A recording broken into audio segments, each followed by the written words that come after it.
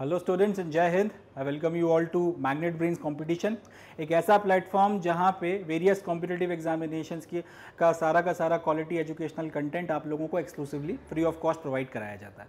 मतलब ये कि यहाँ कभी ऐसा नहीं होता कि किसी भी एग्जामिनेशन का कुछ कंटेंट आपको एक्सेस करने के लिए मिले और उसके बाद आपसे ये बोला जाए कि भाई बचा हुआ कंटेंट अगर आपने देखना है तो उसके लिए या तो आपको किसी तरीके की कोई फीस देना पड़ेगी या कोई पेड सब्सक्रिप्शन लेना पड़ेगा। ऐसा मैग्नेट ब्रेन्स में नहीं होता। मैग्नेट ब्रेन्स प्रतिबद्ध है आप लोगों तक सारा का सारा quality content exclusively free of cost लेकर आने के लिए, जिसकी मदद से ना सिर्फ आप लोग अपने एग्जामिनेशंस की अच्छे से तैयारी कर सकें, उनको क्रैक कर सकें, अच्छे अच्छे पदों पर पहुंचें, समाज में अपना एक सम्मान पाएं, समाज में अपना एक ओहदा बनाएं, बट साथ ही साथ देश की जो तरक्की है इसमें भी आप लोगों का अपना एक कंट्रीब्यूशन हो। अगर 21वीं शताब्दी हिंदुस्तान की शताब्दी होनी है, अगर 21वीं सदी हिंदुस्तान की सदी होनी है, तो ये हिंदुस्तान की सदी तभी बनेगी जब हम सब लोग अपनी तरफ से अपना सम टोटल बेस्ट जो है अपने देश की तरक्की और उन्नति में देते हैं। गवर्नमेंट जॉब्स में भी जब आप जाते हैं, वेरियस जगहों पर जो आप काम करते हैं, वो सिर्फ एक नौकरी नहीं होती, वो एक नेशनल कंट्रीब्यूशन के प्रति आप लोगों का अपना एक योगदान होता है। तो मैग्नेट ब्रेन्स का ये ध्येय है, मैग्नेट ब्रेन्स का ये विश्वास है कि इन एग्जामिनेशंस की तैयारी में आपकी मदद कर इनको क्रैक करने में आपकी हेल्प कर कहीं ना कहीं हम देश की तरफ अपना कंट्रीब्यूशन कर रहे हैं। और आई एम प्रीटी श्योर कि ये इसी जज्बे के साथ आप लोग भी आगे बढ़ रहे होंगे कि इन नौकरियों में जाकर देश के प्रति आप लोग भी अपना कंट्रीब्यूशन देंगे। इसी नोट पर हम लोग अपना आज का सेशन शुरू करते हैं। सो लास्ट सेशन में हम लोग पढ़ रहे थे इंडियन पॉलिटी, उसमें जो हमारा कॉन्स्टिट्यूशन का हिस्टोरिकल बैकग्राउंड है उसके बारे में हम लोग बातचीत कर रहे थे और इंडियन काउंसिल एक्ट्स के बारे में हम लोगों ने डिस्कशन कर खत्म किया था। लास्ट टॉपिक जो हमने पढ़ा था वो था इंडियन काउंसिल एक्ट 1909, या फिर उसको हम लोग कई बार मॉडलेमेंटो रिफॉर्म्स भी कहते हैं। आज उसके आगे हम लोगों को अपना डिस्कशन कंटिन्यू करना है और एक बहुत इंपॉर्टेंट टॉपिक की हम लोग आज शुरुआत करेंगे जिसमें से बहुत सवाल पूछे जाते हैं, बहुत इंटरेस्टिंग टॉपिक है और हिंदुस्तान के संविधान पे और प्लस हिंदुस्तान का जो पूरा का पूरा आपका एक व्यवस्था बनी हुई है, जो एडमिनिस्ट्रेशन का पूरा सिस्टम बना हुआ है, इसके ऊपर बहुत ज्यादा प्रभाव इसका देखने को मिलता है। इसका नाम क्या है? Government of India acts. और इनके बारे में अब हम लोगों को बातचीत करनी है। एक गवर्नमेंट ऑफ इंडिया एक्ट हम लोग पहले पढ़ चुके हैं 1858 का, गवर्नमेंट ऑफ इंडिया एक्ट 1858, जिसको कई बार एक्ट ऑफ गुड गवर्नेंस के नाम से भी जाना जाता है, वो हम लोगों ने डिस्कस कर खत्म कर लिया। मगर ये जो गवर्नमेंट ऑफ इंडिया एक्ट हैं 20th सेंचुरी में पास किए गए थे, इनका अपने आप में एक बहुत ज्यादा कॉन्ट्रीब्यूशन है और आज का जो मॉडर्न इंडिया है उसका जो आज का जो पूरा शासन प्रशासन चलता है उसके ऊपर इसकी एक बहुत गहरी छाप हमको देखने को मिलती है। तो बहुत इंटरेस्टिंग टॉपिक रहने वाला है, बहुत कुछ हमको सीखने को मिलेगा, एग्जाम पॉइंट ऑफ व्यू से बहुत इंपॉर्टेंट है, बहुत सारे सवाल आते हैं और बहुत मजा हमको इसमें आने वाला है। So now without any further ado here we begin. General studies का लेक्चर हमारा, सब्जेक्ट है हमारा इंडियन पॉलिटी, टॉपिक है हमारे कॉन्स्टिट्यूशन का हिस्टोरिकल बैकग्राउंड, उसमें भी हम पढ़ रहे हैं क्राउन रूल और क्राउन रूल का सब topic government of India acts, उसका पार्ट 1 हम लोग अब शुरू करते हैं। So now without any further ado here we begin government of India act 1919 के साथ। तो पहला एक्ट जो हम लोगों को पढ़ना है इसका नाम है गवर्नमेंट ऑफ इंडिया एक्ट 1919। पहले हम लोग ये देखेंगे कि ये जो गवर्नमेंट ऑफ इंडिया एक्ट 1919 है ये क्यों इंपॉर्टेंट है, इसकी रेलेवेंस की वजह क्या है कि इसको इतना सीरियसली लिया जा रहा है या फिर इसको इतना इंपॉर्टेंस देके स्पेसिफिकली पढ़ाया जा रहा है। इसके पहले लास्ट वाला जो हमारा लेक्चर था उसमें हम लोगों ने जो आखिरी टॉपिक पढ़ा था उसका नाम था इंडियन काउंसिल एक्ट 1909, या फिर उसका एक दूसरा नाम था जो ज्यादा प्रसिद्ध नाम है वो है मॉडलेमेंटो रिफॉर्म्स। अब मॉडलेमेंटो रिफॉर्म्स 1909 में आए और उसके बाद अगला टॉपिक हम लोग जंप करके पढ़ रहे हैं गवर्नमेंट ऑफ इंडिया एक्ट 1919 या फिर 1919। 10 सालों के बीच में ऐसा तो नहीं हो सकता कि ब्रिटिश गवर्नमेंट ने और कोई कानून पास नहीं किया हो, दूसरे कानून भी पास किए होंगे। तो फिर आखिर ये कानून जो है कॉन्स्टिट्यूशन के पॉइंट ऑफ व्यू से या हिस्टोरिकल बैकग्राउंड से इतना इंपॉर्टेंट क्यों हो जाता है? ये जो एक्ट है गवर्नमेंट ऑफ इंडिया 1919 ये क्यों इंपॉर्टेंट हो जाता है? 10 सालों में 1909 से लेकर 1919 के बीच में और भी तो कानून पास हुए होंगे, फिर उनकी अपेक्षा ये क्यों रेलेवेंस रखता है, ये क्यों इंपॉर्टेंट हो जाता है, पहले हम लोग ये देखेंगे और उसके बाद में फिर हम लोग इसके जो फीचर्स वगैरह हैं जिसमें से क्वेश्चंस वगैरह बनते हैं उनको भी जो है हम लोग स्टडी करेंगे। तो सबसे पहले कि government of India act 1919 important क्यों है या फिर इसका रेलेवेंस या फिर इसकी इंपॉर्टेंस क्या है। देखिए हुआ यह था कि 20 अगस्त 1917 की तारीख थी, अंग्रेज सरकार ने, ब्रिटिश गवर्नमेंट ने, अंग्रेज हुकूमत ने पहली बार यह डिक्लेयर किया था कि हिंदुस्तान में उनकी जो सरकार चल रही है, हिंदुस्तान में वो जो सरकार चला रहे हैं, इसका जो ऑब्जेक्टिव है वो है ग्रेजुअल, शब्दों में ध्यान दीजिएगा, gradual introduction introduction of responsible government in India.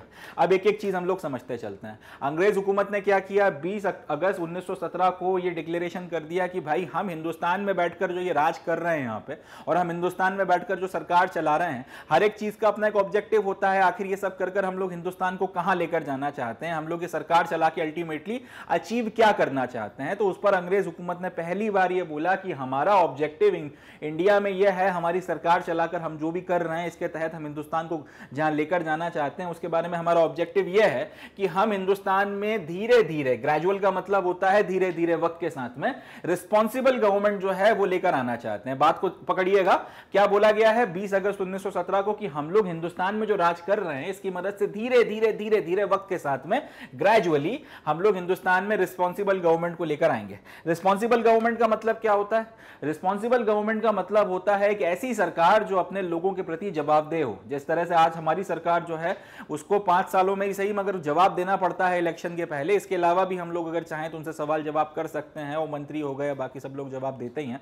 तो पॉइंट यह है कि अगर आपकी सरकार जो है वो जनता के प्रति जवाबदेह हो, या फिर जनता जो है आपकी सरकार को, पहली चीज तो ये कि जनता जो है एक तो आपकी सरकार को चुन सके, दूसरा बात यह कि सरकार से सवाल जवाब कर सके, और अगर वो उसके काम से संतुष्ट नहीं है तो फिर उसको बदल सके। ये सारी की सारी चीजें जो है रिस्पॉन्सिबल गवर्नमेंट का पार्ट होती हैं। तो अभी तक हिंदुस्तान में जो राज चल रहा था, ना तो हमारे यहाँ कोई ऐसे इलेक्शंस होते थे, ना कोई आपकी प्राइम मिनिस्टर वगैरह इलेक्ट होते थे, या वाइस रॉय जो है, ऐसा नहीं था कि जनता के वोट से चुनकर आ रहे हैं, वो सारी चीजें हो रही हैं।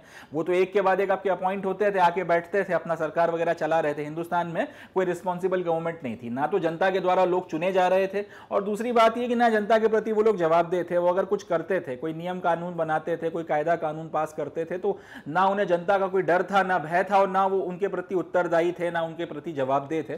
तो उनको कोई जवाब वगैरह भी नहीं दिया जाता था कि भाई ये फलाना कानून बनाया गया है तो क्यों बनाया गया, और अगर ये नहीं बनाया जा रहा कुछ कानून या कुछ चीज अगर नहीं की जा रही तो क्यों नहीं की जा रही। तो हिंदुस्तान में जिस वक्त ये डिक्लेरेशन हुआ उस वक्त इंडिया में रिस्पॉन्सिबल गवर्नमेंट थी नहीं, यानी कि सरकार जनता के प्रति जवाबदेह नहीं थी, जनता सरकार से कोई सवाल नहीं कर सकती थी। अंग्रेजों ने अब एक बहुत बड़ी बात कर दी है बोल के कि हम धीरे धीरे ही सही हिंदुस्तान में रिस्पॉन्सिबल गवर्नमेंट जो है लेकर आना चाहते हैं, हम लोग एक ऐसी सरकार लाना चाहते हैं जो जनता के प्रति जवाबदेह हो।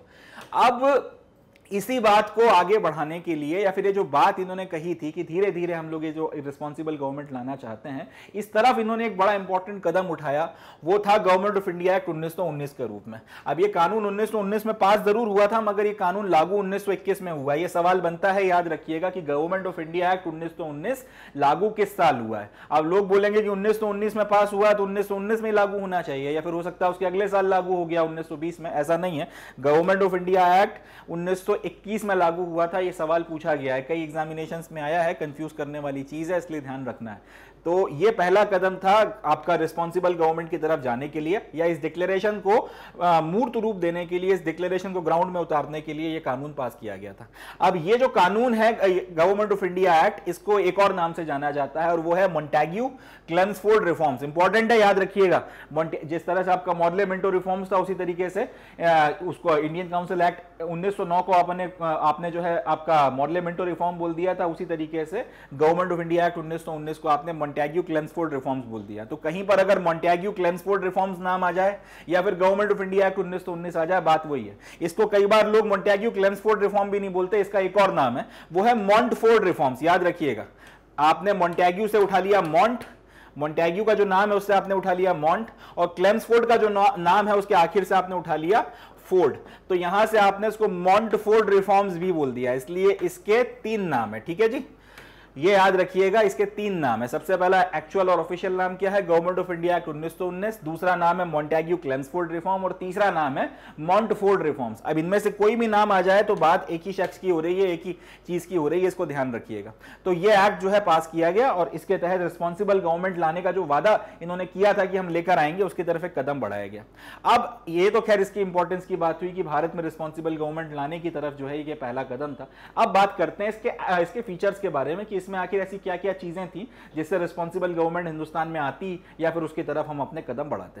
सबसे पहला फीचर जो है इसका वो ये है कि it relax the central control over the provinces by demarcating and separating the central and provincial subjects. Important है, ठीक है जी। इस चीज को हम लोगों ने क्योंकि जस का तस हिंदुस्तान में अपनाया है। It relax central control over the provinces by demarcating the and separating the central and the provincial subjects। मतलब ये है कि सेंटर का जो कंट्रोल चल रहा था, भारत में अभी तक क्या व्यवस्था थी कि आपके प्रोविंसेस में गवर्नर जो था वो सरकार वगैरह चला रहा था, और सेंटर के लेवल पर कौन चला रहा था? आपका वाइस रॉय चला रहा था, सरकार वगैरह जो है चला रहा था। वाइस रॉय के पास में ये पावर था कि वो किसी प्रोविंस या किसी प्रांत में अगर वो दखल अंदाजी करना चाहता था तो वो कर सकता था, या तो गवर्नर की मदद से दखल अंदाजी कर सकता था, और अगर लेट से किसी मुद्दे पर, किसी विषय पर गवर्नर और वाइस रॉय में ठन गई आपस में, गवर्नर और वाइस रॉय जो है वो एक पर्टिकुलर उनके बीच में मतभेद हो गया, तो अगर किसी पर्टिकुलर विषय को लेके उस गवर्नर की प्रोविंस में, तो अगर गवर्नर आपका वाइस रॉय चाहे तो गवर्नर की बात, गवर्नर को एक तरफ कर दखल अंदाजी कर सकता था, और गवर्नर जो है ज्यादा कुछ कर नहीं पाता।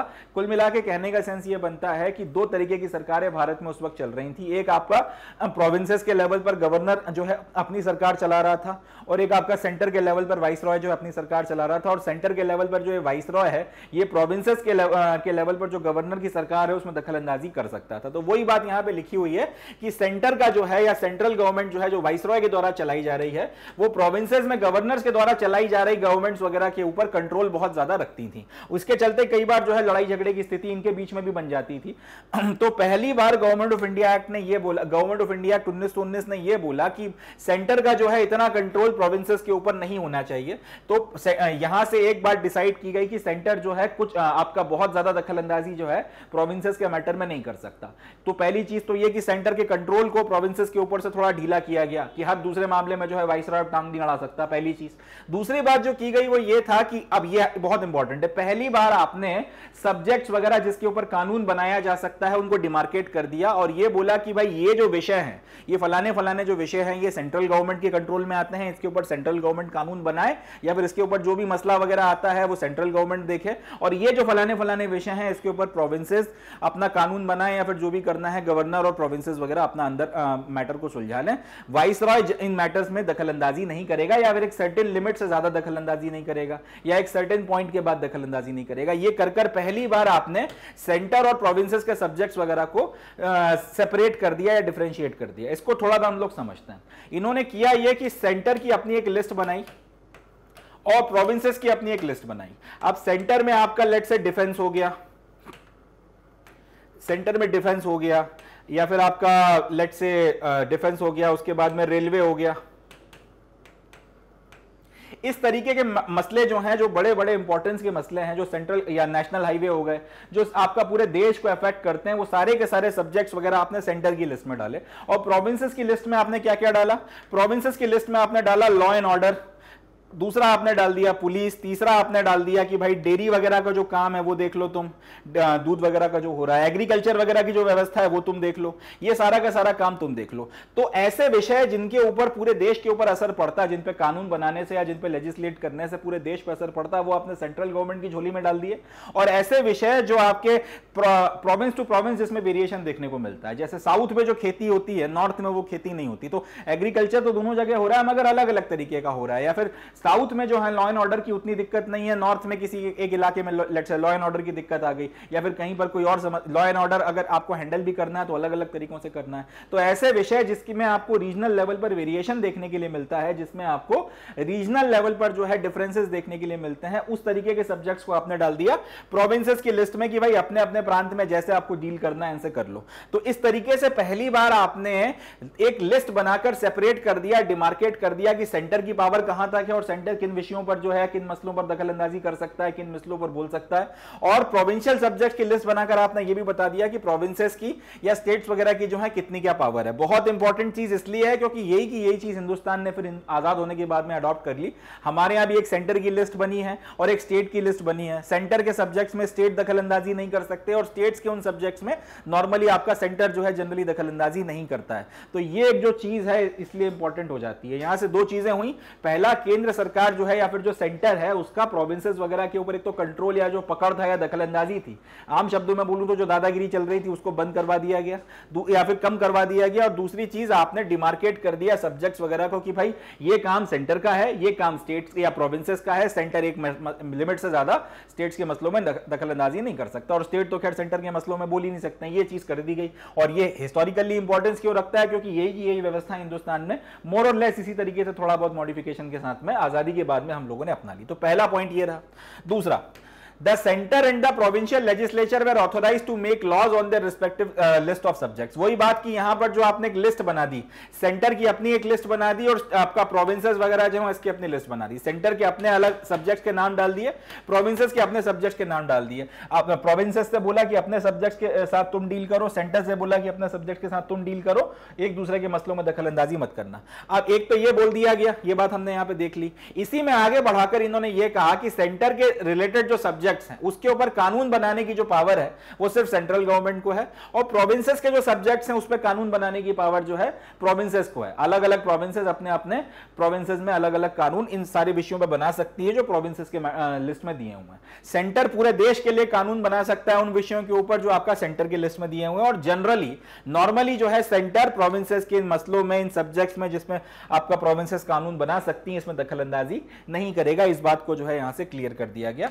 मगर हाँ, यह भी नहीं है कि अब बिल्कुल ही कुछ नहीं बोल सकता, ऐसा भी नहीं है कि बिल्कुल दखल अंदाजी नहीं कर सकता। अगर उसको लगता है कि कहीं पर उसको इंटरफेयर करना है तो फिर वो इंटरफेयर कर भी सकता है, मगर नॉर्मली ये बोला गया कि जहां तक हो सके आप अपने को अवॉइड करना है। अगर कहीं पे बहुत ज्यादा जरूरत पड़ रही है तो करो, नहीं तो मगर जहां तक हो सके तो अवॉइड करो। तो यही बात यहां लिखी हुई है कि सेंटर और प्रोविंशियल लेजिस्लेचर को अथॉरिटी दे दी गई कि अपने अलग अलग जो अपनी लिस्ट बनाकर आपको दी है, जो आपका डिमार्केशन और सेपरेशन हमने किया है सेंट्रल एंड प्रोविंशियल सब्जेक्ट्स का, उस पर अपने अलग अलग कानून बनाओ और एक दूसरे से दखल अंदाजी मत करो। मगर सेंटर को थोड़ा सा पावर दिया गया कि कुछ परिस्थितियां ऐसी बनती हैं, कुछ सर्कमस्टांसेस में आप चाहो तो प्रोविंशियल मैटर्स में दखल अंदाजी कर सकते हो। इसी के लिए लास्ट लाइन लिखी गई है कि इतना सब करने के बाद में भी जो स्ट्रक्चर था गवर्नमेंट का वो सेंट्रलाइज था और यूनिटरी था। मतलब अभी भी सेंट्रल गवर्नमेंट के पास में सुप्रीम पावर थी, कुछ मसलों में ही सही, कुछ सर्कमस्टांसेस में ही सही वो दखल अंदाजी कर सकते थे। तो अभी भी जो है पूरी की पूरी जो आपकी गवर्नमेंट थी वो यूनिटरी थी, पूरे का पूरा जो सिस्टम था वो सेंट्रलाइज था। सेंट्रलाइज का मतलब आप एक ही जगह से बैठकर चला रहे हो, यूनिटरी का मतलब आप एक ही जगह से बैठकर जो बात कह रहे हो पूरे के पूरे देश पर लागू करवाई जा रही है। चलें आगे बढ़ते हैं। नेक्स्ट जो पॉइंट है वो है, it further divided the provincial subjects into two parts, transferred and reserved. Important है, ये पूछा गया है। अब इसमें यह बोला गया है कि आपने ये जो इसके पहले वाले पॉइंट में हमने देखा कि जो सब्जेक्ट हैं या जो विषय हैं जिसके ऊपर कानून वगैरह बनाया जा सकता है उसके दो पार्ट किए, एक आपका सेंट्रल और एक आपका प्रोविंशियल। दो पार्ट्स में आपने डिवाइड कर दिया। सेंटर के मसलों में सेंटर कानून बना रहा है, प्रोविंसेस के मैटर में नॉर्मली आपका प्रोविंसेस कानून बना रही है और सेंटर जनरली दखल अंदाजी नहीं कर रहा। यहां तक हमने बात कर ली है। ये पॉइंट ये बोल रहा है कि जो प्रोविंसेस के सब्जेक्ट्स हैं, जो प्रोविंसेस के आपके सब्जेक्ट हैं, शॉर्ट में मैंने यहां पर पीएस करके लिख दिया है, ये जो प्रोविंसेस के सब्जेक्ट्स हैं ये फिर से दो पार्ट्स में डिवाइड किए गए थे। एक पार्ट का नाम रखा गया था ट्रांसफर्ड और एक पार्ट का नाम रखा गया था रिजर्व। वही बात यहां पे लिखी है कि it further divided the provincial subjects into two parts, transferred and reserved. यानी कि आपने प्रांतों के जो सब्जेक्ट्स वगैरह हैं, प्रांतीय लेवल पर जो सब्जेक्ट्स वगैरह चल रहे हैं, प्रोविंशियल लेवल पर जो सब्जेक्ट्स हैं जिसमें आपने प्रोविंसेस को पावर दिया है कि आप कानून बनाओ, सेंट्रल गवर्नमेंट या वाइसरॉय जनरली दखल अंदाजी नहीं करेगा, इन विषयों को भी आपने दो हिस्सों में डिवाइड कर दिया। एक आपके ट्रांसफर्ड है और एक आपके रिजर्व्ड है। अब ट्रांसफर्ड सब्जेक्ट्स वो सब्जेक्ट्स थे जिनके ऊपर गवर्नर जो है कानून बनाता with the aid of the ministers responsible to the legislative council. मतलब ये कि हर एक प्रोविंस की अपनी एक लेजिस्लेटिव काउंसिल है, हर एक जो प्रोविंस है उसकी अपनी एक लेजिस्लेटिव काउंसिल है। उस लेजिस्लेटिव काउंसिल में कुछ लोग जो हैं वो इलेक्ट होकर आएंगे। उन इलेक्टेड मेंबर्स में से कुछ लोगों को मिनिस्टर वगैरह भी बनाया जाएगा और उन मिनिस्टर्स की मदद से जो है गवर्नर ट्रांसफर्ड सब्जेक्ट्स वगैरह के ऊपर कानून वगैरह बनाने की पावर रखता था। इंपॉर्टेंट है, ध्यान से सुनिएगा। ट्रांसफर्ड सब्जेक्ट्स वगैरह कौन से सब्जेक्ट्स थे? ये वो सब्जेक्ट्स थे जिसके ऊपर गवर्नर कानून बनाता या जिनके ऊपर एडमिनिस्ट्रेशन करने की जो पावर थी वो गवर्नर के पास थी, मगर with the aid of ministers responsible to the legislative assembly, legislative council. Legislative council जो थी, हर एक प्रोविंस की अपनी एक लेजिस्लेटिव काउंसिल थी। उस लेजिस्लेटिव काउंसिल में आपके कुछ मेंबर्स वगैरह इलेक्ट होकर जाते थे। अब वो नॉमिनेट हो या कैसे भी हो, वो उसमें उसके सदस्य बनते थे। अब उनमें से कुछ लोगों को मिनिस्टर बनाया जाता था। तो ट्रांसफर्ड सब्जेक्ट वो सब्जेक्ट थे जिनके ऊपर आपका एडमिनिस्ट्रेशन गवर्नर उन मिनिस्टर्स की मदद से करता था। और responsible to the legislative council का मतलब यह है कि लेजिस्लेटिव काउंसिल में इन मिनिस्टर्स वगैरह से सवाल जवाब किए जा सकते थे और इनको जो जो है उसका जवाब देना पड़ता है। रिस्पॉन्सिबिलिटी का एक और मतलब बनता है जो हम लोग आगे डिस्कस करेंगे कि लेजिस्लेटिव काउंसिल, असेंबली या लेजिस्लेचर को रिस्पॉन्सिबल होने का क्या मतलब होता है, मगर वो बात की बात है। फिलहाल इतना समझिए कि मिनिस्टर्स वगैरह से जो है आपका लेजिस्लेटिव काउंसिल में सवाल जवाब किए जा सकते थे, वो लेजिस्लेटिव काउंसिल के प्रति जवाबदेह थे। तो इस तरीके के जो मिनिस्टर्स वगैरह थे जो लेजिस्लेटिव काउंसिल के मेंबर होते थे और वो लेजिस्लेटिव काउंसिल के प्रति जवाबदेह होते थे, अगर गवर्नर कुछ विषयों पर उनके साथ बैठकर जो है काम वगैरह कर रहा है तो वो सारे के सारे जो विषय हैं वो आते थे ट्रांसफर्ड सब्जेक्ट्स की कैटेगरी में। इनके ऊपर कानून वगैरह बनेगा तो लेजिस्लेटिव काउंसिल में सवाल जवाब हो सकता था और मिनिस्टर्स को जवाब देना पड़ता था उसके ऊपर कि आपने ये किया तो क्यों किया और ये नहीं किया तो क्यों नहीं किया। इसी तरीके से आपके जो रिजर्व सब्जेक्ट्स हुआ करते थे, रिजर्व सब्जेक्ट्स वो सब्जेक्ट थे जिसके ऊपर गवर्नर एडमिनिस्ट्रेशन वगैरह कर रहा था या गवर्नर कानून बनाता था। किनकी मदद से? With the help of the executive council without being responsible to the legislative council. मतलब ये कि आपका सरकार में जो नौकरशाही होती है, जैसे आज की तारीख में आईएएस आईपीएस होते हैं, उसी तरीके से उस वक्त में जो आपकी नौकरशाही थी, आपके जो सरकार में जो बड़े ऑफिसर्स वगैरह हुआ करते थे, इंडियन सिविल सर्विसेज बोला जाता था, आईसीएस के अफसर जो होते थे या फिर आपका इंडियन पुलिस के जो अफसर हुआ करते थे, रेवेन्यू के जो अफसर हुआ करते थे, रेलवे के जो उस वक्त के अफसर हुआ करते थे, अगर गवर्नर जो आपके सीनियर ऑफिसर्स हैं उनकी मदद से उससे अगर डील कर रहा है, या फिर जो गवर्नर और गवर्नर की अपनी खुद की एग्जीक्यूटिव काउंसिल बना रखी है जिसमें कोई भी व्यक्ति जो है, जिसमें जो सारे के सारे बंदे हैं नॉमिनेटेड हैं या फिर उसकी पसंद के हैं या फिर जिन लोगों को सरकार ने जो है अपनी इच्छा से वहां पर लाके रखा है, अगर गवर्नर अपनी उस एग्जीक्यूटिव काउंसिल की मदद से बिना लेजिस्लेटिव काउंसिल के प्रति जवाबदेह होकर अगर उन सब्जेक्ट्स वगैरह के ऊपर काम कर रहा है तो वो सारे के सारे सब्जेक्ट कहलाते थे रिजर्व सब्जेक्ट। इस बात को समझना बहुत जरूरी है। आपने क्या बोला, प्रोविंसेस के सब्जेक्ट्स की एक लिस्ट बना दी जिसमें सिर्फ प्रोविंस वाले जो हैं, प्रांत जो हैं, अपने अपने कानून बना सकते हैं। अब ये जो प्रोविंशियल सब्जेक्ट्स थे इसको आपने दो कैटेगरीज में डिवाइड किया। एक हो गए आपके ट्रांसफर्ड, दूसरे हो गए रिजर्व। ट्रांसफर्ड सब्जेक्ट्स वो सब्जेक्ट्स थे जिसके ऊपर कानून जो है वो या फिर जिनके ऊपर एडमिनिस्ट्रेशन वगैरह करने की जो जिम्मेदारी है, कानून बनाना हो, उसके बने हुए कानूनों को लागू करवाना हो, सारी की सारी चीजें वो कौन करता था? वो करते थे गवर्नर प्लस आपके मिनिस्टर जो लेजिस्लेटिव काउंसिल के प्रति रिस्पॉन्सिबल थे। लेजिस्लेटिव काउंसिल जो प्रांतों की लेजिस्लेटिव काउंसिल होती है उसकी बात अपन लोग कर रहे हैं, ठीक है जी। तो ये हो गए आपके ट्रांसफर्ड सब्जेक्ट। रिजर्व सब्जेक्ट्स कौन से सब्जेक्ट्स हो गए? रिजर्व सब्जेक्ट्स वो सब्जेक्ट्स थे जिसके ऊपर कानून बनाने की या कानून बनाना और उनको एडमिनिस्ट्रेशन करने का पावर किसके पास था? गवर्नर और उसकी एग्जीक्यूटिव काउंसिल। एग्जीक्यूटिव काउंसिल में कौन थे? आपके या तो सीनियर ऑफिसर्स वगैरह हुआ करते थे या फिर वो लोग जिनको नॉमिनेट कर गवर्नर की एग्जीक्यूटिव काउंसिल में सरकार ने खुद अपॉइंट किया होता था। वो लोग जो हैं वो लोग आपका कानून वगैरह बनाया करते थे और ये लोग लेजिस्लेटिव काउंसिल के प्रति रिस्पॉन्सिबल नहीं थे। मतलब ये कि रिजर्व सब्जेक्ट के ऊपर अगर कोई भी कानून साजी होगी, कोई कानून बनेगा, कोई भी आप एक्शन वगैरह लोगे तो लेजिस्लेटिव काउंसिल कोई सवाल जवाब कर नहीं सकती उस बारे में, और अगर करोगे तो आपको जवाब देने की जरूरत नहीं है। मगर अगर ट्रांसफर्ड सब्जेक्ट्स के ऊपर कोई कानून वगैरह बनाया जाएगा, उसके ऊपर कोई अगर आप कदम उठाओगे तो लेजिस्लेटिव काउंसिल ना सिर्फ सवाल कर सकती है, आपको जवाब देना भी पड़ेगा और आप जवाबदेह हो जाएंगे उस चीज के लिए। तो इस तरीके की व्यवस्था बनाई गई थी और दोनों में जो है गवर्नर काम कर रहा था, या फिर इसको इस तरह से बोल सकते हैं कि भाई ये लोग काम कर रहे थे और गवर्नर साइन करता था यहां पे, और यहां पे ये लोग काम कर रहे थे एग्जीक्यूटिव काउंसिल वाले और गवर्नर साइन करता था। जनरली यहां पे गवर्नर, यहां पर इन लोगों की चलती थी, यहां पे ज्यादा गवर्नर की दखलंदाजी नहीं थी। जो ये लोग बोलते थे गवर्नर वो कर देता था, यहां पर जो ये लोग बोलते थे गवर्नर वो करता था। या फिर पॉइंट यह है कुल मिला के कहने का कि इस तरीके से आपने प्रोविंशियल सब्जेक्ट्स वगैरह में भी कैटेगराइजेशन कर रखा था।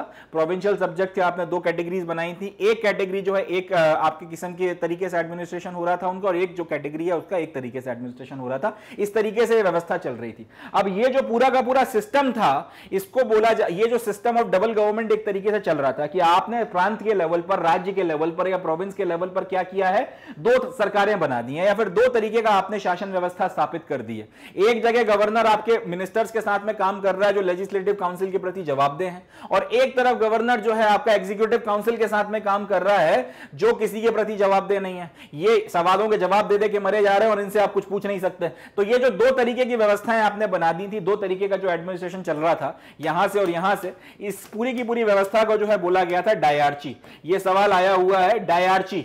डायआर्ची का मतलब क्या है? System of double government. और यह व्यवस्था कहां से आई थी? ये आपका गवर्नमेंट ऑफ इंडिया एक्ट 1919 से आई थी। ये सवाल बहुत बार पूछा गया है, ध्यान रखना है। तो ये जो ड्यूअल सिस्टम ऑफ गवर्नमेंट था, जिसमें एक तरफ गवर्नर आपका मिनिस्टर्स के साथ में आप कानून बना रहा था जो लेजिस्लेटिव काउंसिल के प्रति जवाबदेह थे, और एक तरफ गवर्नर जो है आपका एग्जीक्यूटिव काउंसिल के साथ में मिलकर कानून वगैरह बना रहा था जो किसी के प्रति जवाबदेह नहीं थे। ये जो, और एक में आप ट्रांसफर्ड सब्जेक्ट के ऊपर कानून बना रहे थे और एक में आप रिजर्व सब्जेक्ट के ऊपर कानून बना रहे थे। ये सारी की सारी जो व्यवस्था है इसको बोला जाता था, ये जो ड्यूअल सिस्टम था, सिस्टम ऑफ डबल गवर्नमेंट कह लो या ड्यूअल सिस्टम ऑफ गवर्नेंस कह लो, ये जो थी ये कहलाई डायरची। और डायरची का मतलब जो है, डायरची बेसिकली एक ग्रीक शब्द है और इसका मतलब होता है डबल रूल। अब ये जो डायरची की व्यवस्था गवर्नमेंट ऑफ इंडिया 1919 के तहत की गई थी, ये बहुत बुरी तरीके से जो है अनसक्सेसफुल रही है, औंधे मुंह गिर गई। ये सिस्टम इतना ज्यादा कॉम्प्लिकेटेड था, जैसे मैं आपको समझा रहा हूं तो आपको भी समझ में आ रहा होगा कि कितनी कॉम्प्लेक्सिटीज थी। अब अगर इतना कॉम्प्लेक्स सिस्टम है तो उसकी मदद से आप शासन व्यवस्था चला नहीं सकते। इसकी मदद से अगर आप काम करोगे तो प्रशासन जो है वो ढह जाएगा, प्रशासन एकदम बैठ जाएगा। तो ये जो सिस्टम था डबल गवर्नमेंट का, जो डायरची जिसको हम लोगों ने बोला है, जो गवर्नमेंट ऑफ इंडिया एक्ट 1919 के थ्रू आया था, ये चल नहीं पाया, ये बहुत बुरी तरीके से फेल हुआ और ये पूरा का पूरा जो प्रयोग था बहुत बुरी तरीके से अनसक्सेसफुल हो गया। तो ये तो एक बात रही। इसके आगे ये जो एक्ट है ये इसलिए भी इंपॉर्टेंट हो जाता है, इसने दो बहुत इंपॉर्टेंट काम किए थे। इसने पहली बार बाइकैमरलिज्म इंट्रोड्यूस किया था और देश में जो पहले डायरेक्ट इलेक्शंस करवाए थे वो गवर्नमेंट ऑफ इंडिया एक्ट 1919 ने कराए थे। 25-30 स्टार मार्क कर लो, 100-150 इंपॉर्टेंट लिख लो, मगर ये पॉइंट याद रखना, ये बहुत बार पूछा गया है कि भारत में डायरेक्ट इलेक्शन किसने शुरू करवाए थे या भारत में डायरेक्ट इलेक्शन कौन से एक्ट के तहत आए। तो याद रखना, भारत में direct election government of India act 1919 के तहत लागू हुए थे, या भारत में गवर्नमेंट ऑफ इंडिया एक्ट 1919 जो है वो डायरेक्ट इलेक्शंस लेकर आया था। ये इंपॉर्टेंट है, याद रखना है इस चीज को, ठीक है जी। तो सिस्टम ऑफ डबल गवर्नमेंट डायरची जो है वो फेल हो गया। अब ये जो दो चीजें हैं कि भाई एक तो बाइकैमरलिज्म ये पहली बार देश में लेकर आया था और डायरेक्ट इलेक्शंस की व्यवस्था इसने करवाई थी। बाइकैमरलिज्म का मतलब होता है दो हाउसेज या फिर दो सदन। जैसे आज आप लोकसभा और राज्यसभा देखते हो पार्लियामेंट में कि दो हाउसेज हैं, इसी तरीके से कई सारे राज्यों में भी आप देखते हो कि दो हाउसेज होते हैं, एक होता है लेजिस्लेटिव असेंबली और एक होता है लेजिस्लेटिव काउंसिल। हिंदी में हम लोग विधानसभा और विधान परिषद बोलते हैं। तो ये जो दो हाउसेज की व्यवस्था है इसको बोला जाता है बाइकैमरलिज्म।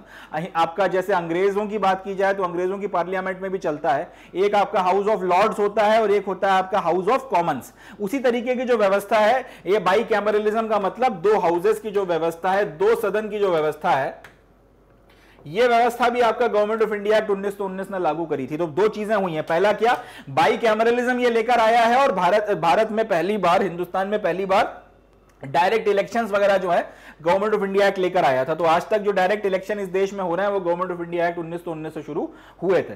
तो बाइकैमरलिज्म जो है इसके चलते अब आपने किया क्या, सेंटर के लेवल पर जो आपकी इंडियन लेजिस्लेटिव काउंसिल थी उसको आपने रिप्लेस कर दिया एक बाइकैमरल लेजिस्लेचर से। हम लोगों ने ये देखा था कि अभी तक क्या व्यवस्था चल रही थी, सेंटर के लेवल पर एक इंडियन सेंट्रल लेजिस्लेटिव काउंसिल हुआ करती थी और प्रोविंसेस के लेवल पर आपकी प्रोविंशियल लेजिस्लेटिव काउंसिल्स हुआ करती थी। अब आपने बाइकैमरलिज्म लाके यानी कि दो सदन की या दो हाउसेस की व्यवस्था करके अब आपने किया ये कि आपने सेंट्रल के लेवल पर ये जो आपका इंडियन लेजिस्लेटिव काउंसिल हुआ करती थी इसको रिप्लेस कर दो हाउसेस बना दिए। एक आपने बनाया अपर हाउस जिसको बोला गया काउंसिल ऑफ स्टेट और एक आपने बनाया लोअर हाउस जिसको बोला गया लेजिस्लेटिव असेंबली। ये कहां पे किया गया, आपका सेंटर के लेवल पर किया गया, ठीक है जी। The Indian legislative council was replaced by bicameral legislature consisting of an upper house जिसका मतलब था काउंसिल ऑफ स्टेट और एक था लोअर हाउस जो था लेजिस्लेटिव असेंबली।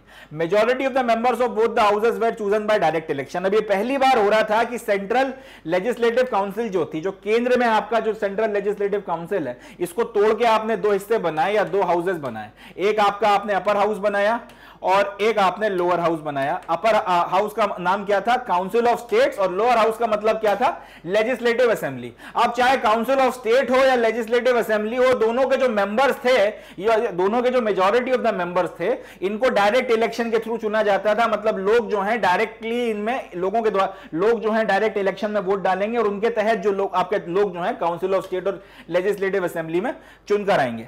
साथ ही साथ आपका गवर्नमेंट ऑफ इंडिया एक्ट ने एक और बात करी कि अभी तक जो वाइस वाइसरॉय की सरकार चल रही थी, वाइसरॉय जो अपनी खुद की एग्जीक्यूटिव काउंसिल के साथ में सरकार चलाता था। वाइसरॉय की सरकार का मतलब क्या, वाइसरॉय और प्लस उसके साथ में उसकी एग्जीक्यूटिव काउंसिल में जो उसके मेंबर्स वगैरह थे। इस एक्ट ने एक बात बोली कि एग्जीक्यूटिव काउंसिल में जो 6 लोग होते हैं, वाइसरॉय प्लस वाइसरॉय की जो 6 मेंबर्स की आपकी एग्जीक्यूटिव काउंसिल होती है, इन 6 लोगों में से 3 लोग जो हैं आपसे हिंदुस्तानी होने वाले हैं, आपसे 3 लोग जो हैं इंडियंस रहेंगे, मगर जो आपकी सेना का कमांडर इन चीफ है वो कभी इंडियन नहीं हो सकता। यह बात इन्होंने यहां पर क्लियर कर दी थी कि अब से आपकी वाइसरॉय की जो 6 लोगों की या 6 लड़कों की एग्जीक्यूटिव काउंसिल होती है, इसमें से अब 3 हिंदुस्तानी होंगे, मगर कमांडर इन चीफ जो है वो इंडियन नहीं हो सकता। यह सारी की सारी बात जो है इसमें कह दी गई थी, कर दी गई थी। चलें आगे बढ़ते हैं। नेक्स्ट जो पॉइंट आता है वो है, it extended the principle of communal representation by providing separate electorates for Sikhs, Indian Christians, Anglo Indians and Europeans. अब ये कम्युनल रिप्रेजेंटेशन क्या है, इसका मतलब है सेपरेट इलेक्टरेट्स। सेपरेट इलेक्टरेट क्या होता है वो हम लोगों ने इंडियन काउंसिल एक्ट 1909 में देख लिया है। मैं एक बार फिर से मगर आपको यहाँ पे सेपरेट इलेक्टरेट समझा देता हूँ। लेट से आपके पास में ये कोई क्षेत्र है, विधानसभा का मान लेते हैं या लोकसभा का मान लेते हैं, बस समझाने के लिए बता रहा हूँ क्योंकि अब ऐसा होता नहीं है, मगर लेट से ये कोई क्षेत्र है जो जहां पे या तो आपको विधानसभा का इलेक्शन होने वाला है या लोकसभा का इलेक्शन होने वाला है। अब अगर इस इलाके को या फिर इस क्षेत्र को सेपरेट इलेक्टरेट डिक्लेयर कर दिया गया एक कम्युनिटी के लिए, यहां पे लेट से अपन लोग मान लेते हैं 100 लोग रहते हैं, 100 लोगों में से कम्युनिटी ए जो है उसके यहां पे 60 मेंबर्स हैं और कम्युनिटी बी जो है उसके यहां पर 40 मेंबर्स हैं। अब यहां पर अगर सरकार ने इस इलाके को सेपरेट इलेक्टरेट डिक्लेयर कर दिया, यहां पे 100 लोग रहते हैं, या फिर ये मान लेते हैं कि जब इलेक्शन होते हैं तो ये 100 लोग यहां पे वोट डाल सकते थे, उसमें से एक समुदाय के, जिसको हम लोग कम्युनिटी ए मान लेते हैं, उसके 60 मेंबर्स हैं, और एक समुदाय जिसकी जो कम्युनिटी बी से है उसके हम लोग 40 मेंबर मान लेते हैं। ठीक है, अब ये जो कम्युनिटी ए है पूरे देश के पॉइंट ऑफ व्यू से देखा जाए तो ये माइनॉरिटी में है, और कम्युनिटी बी जो है पूरे देश के पॉइंट ऑफ व्यू से देखा जाए तो ये कम्युनिटी मेजॉरिटी में है। मगर इस इलाके में ये वाली कम्युनिटी मेजॉरिटी में आ गई और ये वाली कम्युनिटी माइनॉरिटी में आ गई। थोड़ा सा कॉम्प्लेक्स है मगर समझने की कोशिश करिएगा कि आपका ये जो प्रांत है, जिस देश का हिस्सा है, उस देश में ये जो कम्युनिटी बी है अगर वो मेजॉरिटी में है और ये जो कम्युनिटी ए है वो जो माइनॉरिटी में है, मगर ये जो इलाका है जिसको सेपरेट इलेक्टरेट डिक्लेयर किया गया, यहां पर अगर लेट से 100 लोग रहते हैं या 100 लोग वोट डाल सकते हैं, यहां पर अगर आपकी ये जो पूरे देश की जो माइनॉरिटी कम्युनिटी है अगर वो यहां मेजॉरिटी में और पूरे देश की जो मेजॉरिटी है वो यहां माइनॉरिटी में, लेट से हम लोगों ने एक परिस्थिति बना ली। अब अगर सरकार ने इस इलाके को सेपरेट इलेक्टरेट डिक्लेयर कर दिया, इसका मतलब ये होता है कि, और ये बोला कि ये कम्युनिटी ए जो है उसका सेपरेट इलेक्टरेट है, तो इसका मतलब ये होता है कि सिर्फ इस इलाके में जो इलेक्शन होने वाला है उसमें कम्युनिटी ए का बंदा जो है वही आपका सिर्फ खड़ा हो सकता है इलेक्शन लड़ने के लिए, और इसी कम्युनिटी के लोग जो है वो वोट डाल सकते हैं। इसके अलावा जो दूसरी कम्युनिटी है, ये कम्युनिटी हो गई या इसके अलावा कोई दूसरी कम्युनिटी हो गई, ना तो इसका कोई मेंबर यहां पे खड़ा हो सकता है इलेक्शन लड़ने के लिए और ना यहां पे वोट डाल सकता है। ये जो व्यवस्था है वो कहलाती थी सेपरेट इलेक्टरेट। सेपरेट इलेक्टरेट का मतलब क्या है, सिंपल भाषा में बोला जाए कि किसी निर्वाचन क्षेत्र को, चाहे अब एग्जांपल के लिए बता रहा हूं, आज की तारीख में नहीं होता, विधानसभा का मान लेते हैं या लोकसभा का मान लेते हैं, कोई अगर एक निर्वाचन क्षेत्र है आपके पास में, उसको लेट से आपने सेपरेट इलेक्टरेट सरकार ने डिक्लेयर कर दिया किसी एक समुदाय के लिए, तो उस क्षेत्र में उसी समुदाय के लोग इलेक्शन के लिए खड़े हो सकते हैं और उसी समुदाय के लोग वोटिंग कर सकते हैं। इसके अलावा वहां पर रहने वाले जो दूसरे लोग हैं जिनके जो वोट डालने का राइट रखते हैं, जो लीगली आपको वोट करने का अधिकार जिनके पास होना चाहिए, ना तो दूसरे समुदायों का कोई बंदा वहां पे इलेक्शन के लिए खड़ा हो सकता है और ना दूसरे समुदायों का कोई बंदा जो है वहां पे वोट डाल सकता है, जिस कम्युनिटी का सेपरेट इलेक्टरेट डिक्लेयर किया गया है उसके अलावा। तो ये जो है सेपरेट इलेक्टरेट की व्यवस्था थी। 1909 में जो आपके मॉर्ले मिंटो रिफॉर्म्स किए गए थे, मॉर्ले मिंटो रिफॉर्म्स के चलते सेपरेट इलेक्टरेट वगैरह सबसे पहले मुस्लिम्स को दिया गया था। अब जब यह देखा गया कि 1909 से लेकर 1919 के बीच में कि सेपरेट इलेक्टरेट वगैरह जो है इसके भाई बड़े जबरदस्त असर वगैरह आपको देखने को मिल रहे हैं, इसके चलते समाज में जो है एकदम से आपकी झंझनाहट आ रही है, समाज में जो है टेंशन वगैरह बढ़ रही हैं। तो अंग्रेजों को यह बात समझ में आ गई कि समाज में जितना ज्यादा टेंशन बढ़ेगी, एक दूसरे जो समुदाय है जब एक दूसरे के खिलाफ खड़े होंगे तो कहीं ना कहीं आपस में लड़ेंगे, अगर आपस में लड़ेंगे तो अंग्रेजों के खिलाफ आपका कंबाइंड होकर नहीं लड़ पाएंगे। इसलिए सबसे अच्छा तरीका यही है कि जितना हो सके उतना इनको बांट के रखना चाहिए। तो सेपरेट इलेक्टरेट एक इनके हाथ में कह सकते हैं ब्रह्मास्त्र आ गया था। उसी ब्रह्मास्त्र का इन्होंने एक बार इस्तेमाल 1909 में किया था और उसका असर 1919 तक दिख रहा था। तो उन्होंने बोला कि इसका इस्तेमाल फिर करना चाहिए, जब एक कम्युनिटी जो है उसको सेपरेट इलेक्टरेट देकर इतनी समस्याएं खड़ी हो रही हैं समाज में, तो फिर बेटर है, या फिर इतने ज्यादा विभाजन हो रहा है समाज में, इतना ज्यादा वैमनस्य फैल रहा है, तो फिर और दूसरी कम्युनिटीज को अगर सेपरेट इलेक्टरेट दिया दिया तो उससे भी यही होना चाहिए। इस सोच के साथ में ये जो प्रिंसिपल था कम्युनल रिप्रेजेंटेशन का कि एक रिलीजन के लोगों को उसी रिलीजन, एक आपका जो नुमाइंदा है एक रिलीजन का, उसको उसी रिलीजन के लोगों के द्वारा चुना जाना चाहिए, सेपरेट इलेक्ट्रेट की जो व्यवस्था होनी चाहिए, इसके चलते आपका जो सेपरेट इलेक्ट्रेट है अब दूसरे रिलीजन को भी दिए गए, सिख जो थे उनको भी दिए गए, हिंदुस्तानी क्रिश्चियंस जो थे उनको भी दिए गए, एंग्लो इंडियंस जो थे उनको भी दिए गए, और यहां पर जो यूरोपियंस परमानेंटली सेटल डाउन हो गए थे उनको भी जो है आपने सेपरेट इलेक्ट्रेट वगैरह दिए। तो इस तरीके से कम्युनल रिप्रेजेंटेशन को बढ़ावा देने का जो काम है वो भी किया गया, और इसके चलते आगे जाके 1947 में देश बढ़ गया। तो अंग्रेजों ने ऐसा नहीं है कि सिर्फ अच्छे अच्छे काम किए थे, जो अभी तक हमने देखा कि आपका डायरेक्ट इलेक्शन ला दिया, बाई कैमरलिज्म कर दिया, अपनी जो चालें हैं वो भी अंग्रेज साथ ही साथ चल रहे हैं। तो कम्युनल रिप्रेजेंटेशन को बढ़ावा भी जो है, बढ़ावा क्या देना, कम्युनल रिप्रेजेंटेशन जो है उसको अच्छा खासा प्रोत्साहन देने का काम यहां से किया गया था। पहले सिर्फ एक ही कम्युनिटी को जो है सेपरेट इलेक्ट्रेट मिले थे 1909 में, अब और भी जो भर भर के दूसरी कम्युनिटीज वगैरह थी उनको सेपरेट इलेक्ट्रेट दे दिए गए। अब यहां पर जो वोट, अभी इन्होंने कह तो दिया कि हम लोग यहां पे वोटिंग वगैरह करवाएंगे, अभी हमने थोड़ी देर पहले देखा था कि इसमें लिखा हुआ था कि डायरेक्ट इलेक्शन वगैरह जो है वो इंट्रोड्यूस किए थे। अब डायरेक्ट इलेक्शन होंगे इसका मतलब ये हुआ कि लोगों को वोट डालना है, लोग आएंगे अपना वोटिंग वगैरह करेंगे, तो कौन वोट कर सकता है और कौन वोट नहीं कर सकता ये आखिर आप कैसे डिसाइड करोगे। तो ये चीज जो है उसको डिसाइड करने के लिए इन लोगों ने ये बोला कि किसी व्यक्ति के पास प्रॉपर्टी कितनी है उसके बेसिस पर, या वो कितना टैक्स देता है उसके बेसिस पर, या फिर कितना एजुकेशन उसके पास में है, इसके बेसिस पर जो है हम लोग उसको वोट डालने का अधिकार देंगे। तो ये जो लाइन लिखी हुई है, it granted franchise to a limited number of people on the basis of property, tax और education। तो फ्रेंचाइज का मतलब होता है वोट डालने का अधिकार, वोटिंग जो राइट है वो आपने बहुत कम लोगों को दिया था। हिंदुस्तान की पॉपुलेशन बहुत ज्यादा थी, मगर ये जो डायरेक्ट इलेक्शन की आपने बात करी थी कि आप देश में डायरेक्ट इलेक्शन कराओगे, उसमें वोट डालने के लिए जो लोग होंगे जिनके पास में वोट डालने का अधिकार होगा, फ्रेंचाइज होगी, ये बहुत कम नंबर ऑफ लोग थे। और इनके पास में ये वोट डालने का अधिकार किस बेसिस पर आया था, या तो आपकी प्रॉपर्टी वगैरह जो है कितनी क्या है, एक सर्टेन लिमिट से ज्यादा प्रॉपर्टी अगर आपके पास में है तब आपके पास में वोट डालने का अधिकार होगा, या फिर आप टैक्स वगैरह भरते हो सरकार को एक सर्टेन लिमिट से ज्यादा तो आपको वोट डालने का अधिकार होगा, या फिर आपने एजुकेशन में ग्रेजुएशन या कुछ मैट्रिक वैट्रिक किया होगा तो आपके पास में वोट डालने का अधिकार होगा। इस आधार पर इन लोगों ने आपको वोटिंग राइट दी है। अब हिंदुस्तान की मैक्सिमम जनता गरीब थी, उनके पास प्रॉपर्टी वगैरह तो दूर की बात है, 2 वक्त का खाना नहीं होता था, 2 जून की रोटी जो है जोड़ना मुश्किल हो जाती थी, तो मैक्सिमम लोग तो यहीं पे बाहर हो गए।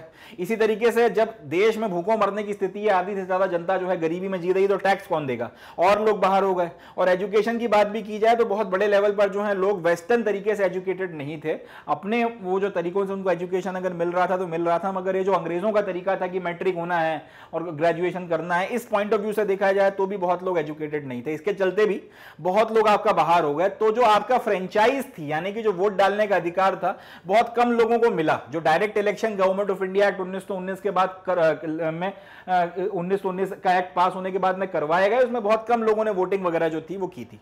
तो ये भी एक पॉइंट है। इसके बाद जो अगला पॉइंट आता है वो ये है कि अभी तक सेक्रेटरी ऑफ स्टेट का जो ऑफिस था, हमने देखा था गवर्नमेंट ऑफ इंडिया एक्ट 1858 ने नया ऑफिस क्रिएट किया था जिसका नाम था सेक्रेटरी ऑफ स्टेट, और ये लंदन में बैठ के काम करता था।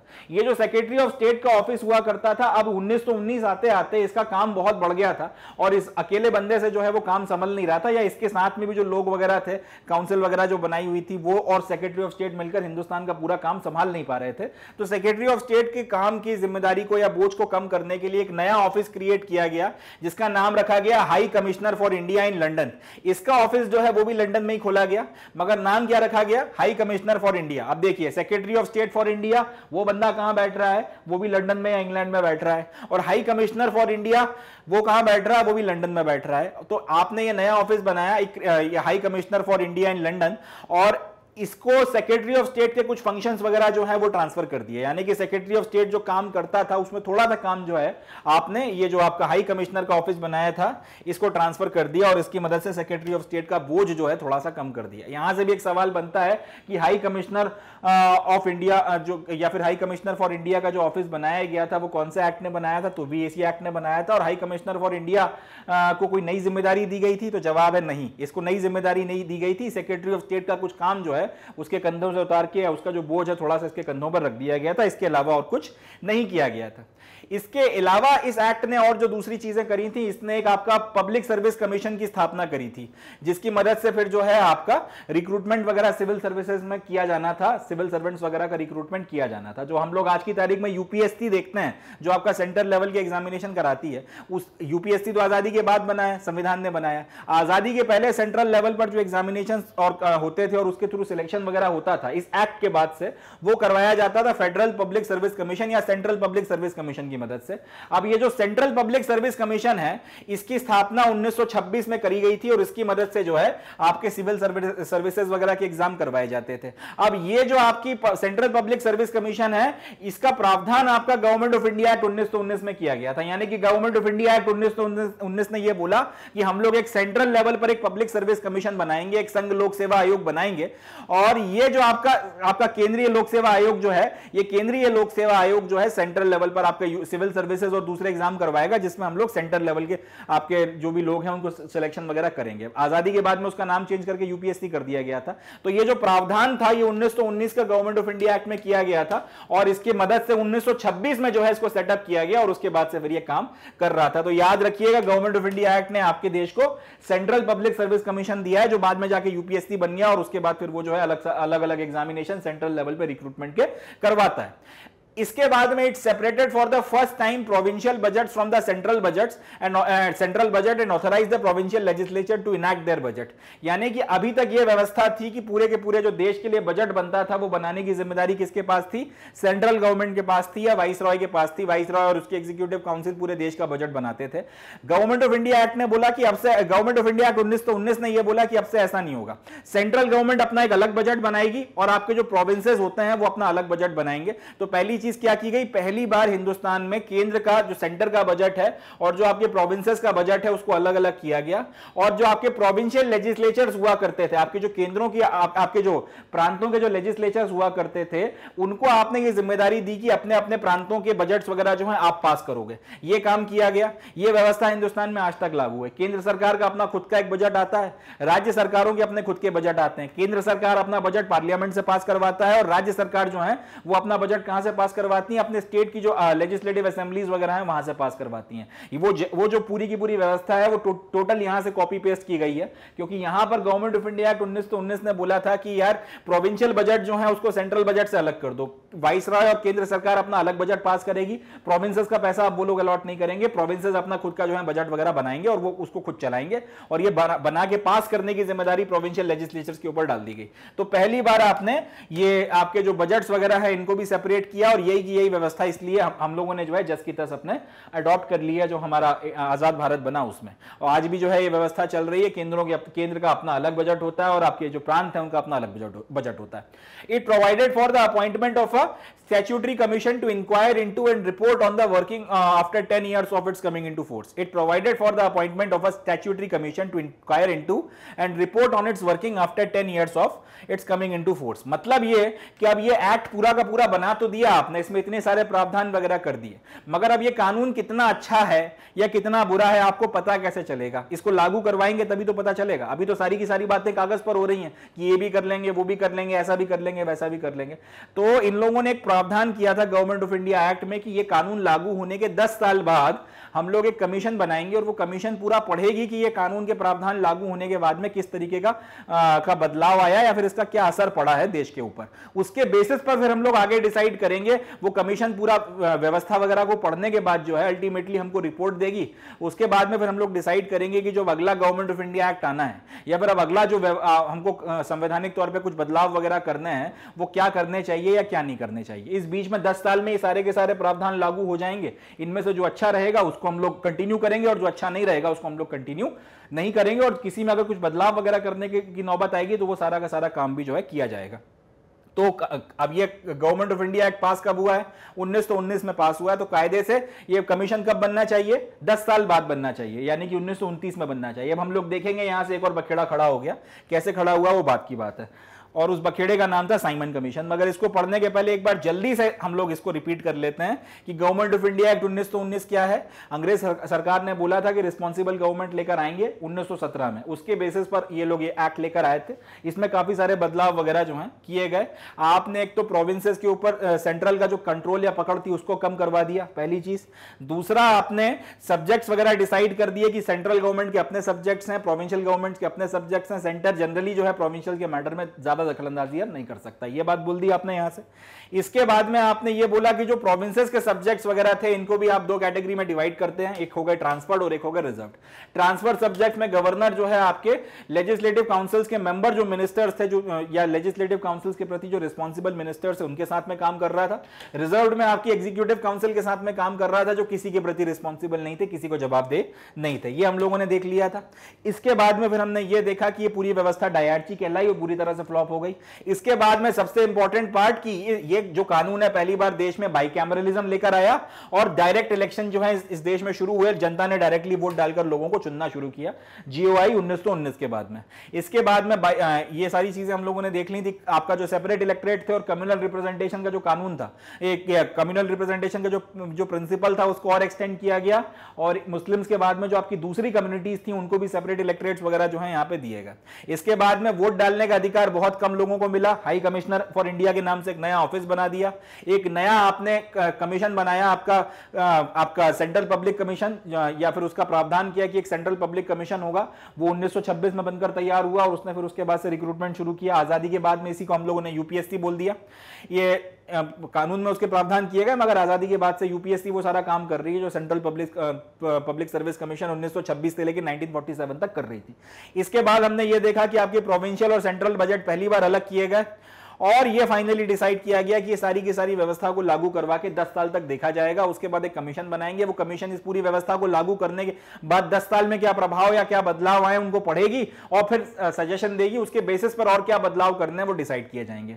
अब यहां से 10 साल बाद यानी कि 1929 से कायदे से कमीशन बननी चाहिए थी और उसके बाद में फिर उसको पढ़ना चाहिए था, मगर ऐसा हुआ नहीं। यहां पे एक दूसरी चीज हुई और उसके चलते साइमन कमीशन का बखेड़ा खड़ा हो गया। तो साइमन कमीशन का क्या बखेड़ा है वो हम लोग यहां से देखेंगे। चल नेक्स्ट टॉपिक आता है अपना साइमन कमीशन। साइमन कमीशन का पूरा क्या इशू हुआ था अब हम लोग उसको समझेंगे। तो अभी हमने देखा कि गवर्नमेंट ऑफ इंडिया एक्ट 1919 ने उसमें एक प्रावधान लिखा हुआ है। गवर्नमेंट ऑफ इंडिया एक्ट 1919 में आखिरी जो प्रावधान हमने पढ़ा उसमें लिखा हुआ है कि ये कानून लागू होने के 10 साल के बाद में एक कमीशन की स्थापना की जाएगी और वो कमीशन फिर पूरा स्टडी करेगी कि 10 साल में जो ये कानून के प्रावधान लागू किए गए, ये जो एक्ट है इसके प्रोविजंस को जब लागू किया गया तो उसका क्या असर जो है निकल कर आया है हिंदुस्तान के ऊपर, हिंदुस्तान के समाज के ऊपर।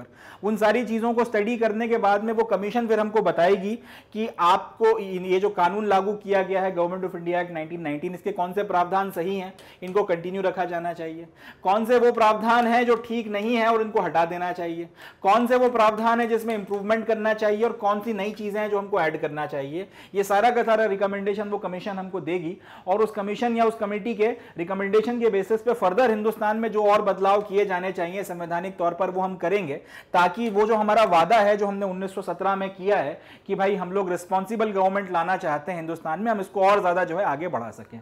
तो अब ये 1919 में गवर्नमेंट ऑफ इंडिया एक्ट लागू हुआ था, 10 साल बनते हैं 1929 में, यानी कि 1929 या उसके बाद में आपकी कमीशन को अपॉइंट किया जाना चाहिए था और उसके अपॉइंटमेंट के बाद फिर जो है उसको अपना सारा काम वगैरह करना था जिसके बारे में बात की गई। अब पेच ये है या साइमन कमीशन का जो लड़ाई झगड़ा हुआ था वो ये हुआ था, एक तो अंग्रेज सरकार ने 10 साल की अपनी बात नहीं मानी। इन्होंने 1927 में यानी कि 2 साल पहले जितना इन्होंने बोला था कानून में कि यार 1929 या उसके बाद में स्थापना होगी, क्योंकि 10 साल तो का मतलब 1919 से तो 1929 ही बनता है, उसके पहले उसका जो टाइम था वो खत्म होने के 2 साल पहले 1927 में ब्रिटिश गवर्नमेंट ने अपनी तरफ से इंग्लैंड में बैठकर ये अपॉइंटमेंट कर दिया कि हम लोग 7 लोगों की एक कमीशन जो है अपॉइंट कर रहे हैं और इसके चेयरमैन जो होंगे वो होंगे सर जॉन साइमन। और ये लोग जो है आके पूरा आपका देखेंगे कि गवर्नमेंट ऑफ इंडिया एक्ट के जो प्रावधान लागू किए गए थे वो किस तरीके से लागू हुए हैं, अच्छे अच्छे से लागू हुए हैं, नहीं हुए हैं, क्या हुआ है, क्या नहीं हुआ, वो सारा का सारा पढ़ाकर अपनी रिपोर्ट बनाकर हमको देंगे और उसके बेसिस पर फिर जो है हिंदुस्तान में आगे जो नया संविधान लेकर आना है या फिर और ज्यादा जो बदलाव आपको करने हैं कॉन्स्टिट्यूशनल रिफॉर्म्स के नाम पर, उनको किया जाएगा। अब अब यहां पे दो तीन चीजें हैं। पहली बात तो ये कि अंग्रेजों ने अपनी खुद की जो एक वो बात थी उसको मान नहीं दिया। अपनी जो खुद की बात थी कि 10 साल तक हम लोग जो है इसको लागू रखेंगे और उसके बाद में कमीशन बनाएंगे। एक तो आपने अपनी खुद की वो बात नहीं मानी, 1929 में कायदे से कमीशन बननी चाहिए थी तो आपने 1927 में बना दी, तो एक तो ये आपने किया। दूसरा बात जो है वो ये है कि ये जो कानून लागू हुआ है वो हिंदुस्तान में लागू हुआ है और इस कानून में जो भी अच्छी बुरी बातें हैं उसका असर जो है वो हिंदुस्तानियों के ऊपर पड़ा है। अब इस कानून में कुछ सुधार करने के बाद इसमें अगर एक नया कानून लाया जाएगा तो वो भी हिंदुस्तानियों पे लागू होगा। मतलब यह कि कानून बना हिंदुस्तान के लिए है, लागू हिंदुस्तानियों के ऊपर हो रहा है। तो अब ये अच्छा है या बुरा है, इस बारे में अगर कोई कमेटी इन्वेस्टिगेशन कर रही है तो उस कमेटी में कुछ हिंदुस्तानियों को भी शामिल होना चाहिए। अंग्रेजों ने इस चीज को टोटली डिसरिगार्ड करके कुछ अंग्रेज लड़कों को पकड़ा और इनसे बोला कि जाके हिंदुस्तान घूम कर आओ और जाकर देखो कि वहां पर क्या व्यवस्था है और ये कानून कितना लागू हुआ, कितना लागू नहीं हुआ। आप हिंदुस्तानियों के लिए कानून बना रहे हैं और हिंदुस्तानियों के लिए जो कानून बनेगा या फिर हिंदुस्तानियों के लिए जो कानून बनाकर लागू किया गया है वो कितना अच्छा है, कितना बुरा है, वो डिसाइड करने के लिए जो कमीशन बन रही है उसमें एक इंडियन आपने शामिल नहीं किया। ये तो कोई बात नहीं होती है।